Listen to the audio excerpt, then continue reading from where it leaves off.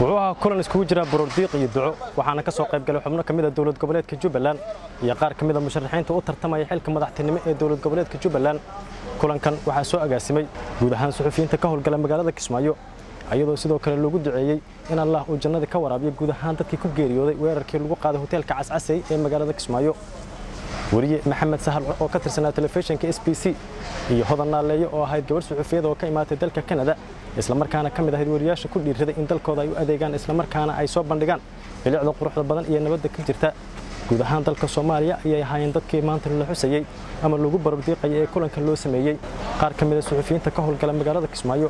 ayaa halkaasi ka hadlay waxayna cabireen dareenkooda ku aadan sida ay ugu xun yihiin wariyaasha lagu dhibaateeyay magaalada Kismaayo iyo guud ahaan dadka ku dhintay weerarkii lagu qaaday hoteelka Cascasay ee magaalada Kismaayo inna lillahi wa inna ilayhi raaji'uun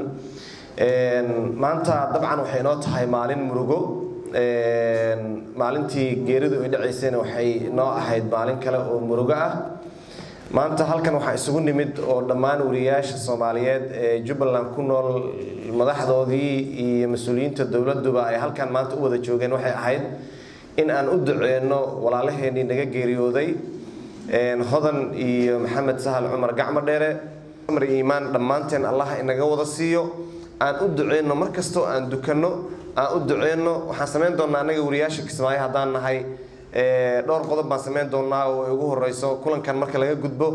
in eheladii caruurtii uu ka tagay oo ilaa 4 iyo 5 meelahaas gaaraya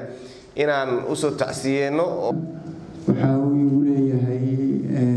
waxyaabo runtii aan hilmaami karin waad garan kartaan in aad intaas oo sano isla soo shaqeyseen haddana si gooni ah isla soo shaqeyseen haddana ay 10 saac oo galabnimo ugu dambeysay 10 saac iyo daqiiqada ay iswacayseen oo haddana geeridiisa lagu soo sheegay aaminitaanka aad aaminayso waa inta ana kaanaysa markii la soo sheegay waxa ay ugu dhacday fariiray waan qaadan waayay halganka ay u martay in dhulkeena quruxiisa adduunka tusto inay kolba gobol tagaysay dhulkeena quruxdiisa wanaagiisa ay soo bandhigaysay waxayna xasuusanaa ka go'aanshihii ahaa inay Kismaayo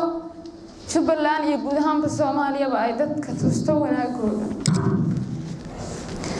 waxaan leenahay Allah ku naxariisto waana ku xasuusan doonaa inta kadib walaalkeen Maxamed Cumar Sahal Gacmo Dheere waxa uu armaantii haliyay afkiisa ugu soo algamay ummadda Soomaaliyeed iyo Jubbalandba waxa uu kamid ahaa askartii Doobley ka soo qaaday dagaalka 2011 afar sano idaacadda codka dawladda Jubbaland ka ah wariye agaasimo ka ah intaas haddana wuxuu ku dhex jiray inta ka dambeysana wuxuu ku dhex jiray wariyaasha Jubbaland buu kamid ahaa dadkii afkooda ugu halgamayay buu kamid ahaa guud ahaan dadkii ka qayb qaatay ayaa sheegay in labadan shakhsi ay ahaayeen haldoorka bulshada isla markaana ay mudan tahay in loo duceeyo allana looga baryo in jannada uu ka waraabiyo wasiirka wasaaradda cadaaladda iyo arrimaha diinta ee Jubbaland Maxamed Cumar Yuusuf iyo wasiir dawladda madaxtooyada Jubbaland Xirsigaani ayaa halkaasi ka hadlay waxayna ka hadleen sida ay uga xuntahay dawlad goboleedka Jubbaland warbaahinta la bartilmaameedsanayo iyo dhibaatada lagu hayo bahda warbaahinta Sheekh Ibraahim Maxamed Shakuur oo kamid ah musharaxiinta u tartamaya xilka madaxtinimo ee dawlad goboleedka Jubbaland ayaa asaguna halkaasi ka hadlay wuxuuna sheegay in loo baahan yahay in culimada Soomaaliyeed ay wacyigelin guud sameeyaan si looga hortago khatarada caynkan oo kale ay sameynayaan kooxaha argagixisada ah maalmahan magaalada Kismaayo waxa ka socda baroordiiq lagu duceynayo guud ahaan dadkii ku dhintay hoteelka weerarkii lagu qaaday waxaana magaalada Kismaayo ka socda kulamo ay yeelanayaan qaybaha kala duwan ee bulshada ku dhaqan magaalada Kismaayo Mas'uud Cabdullaahi Aadan TV Universal magaalada Kismaayo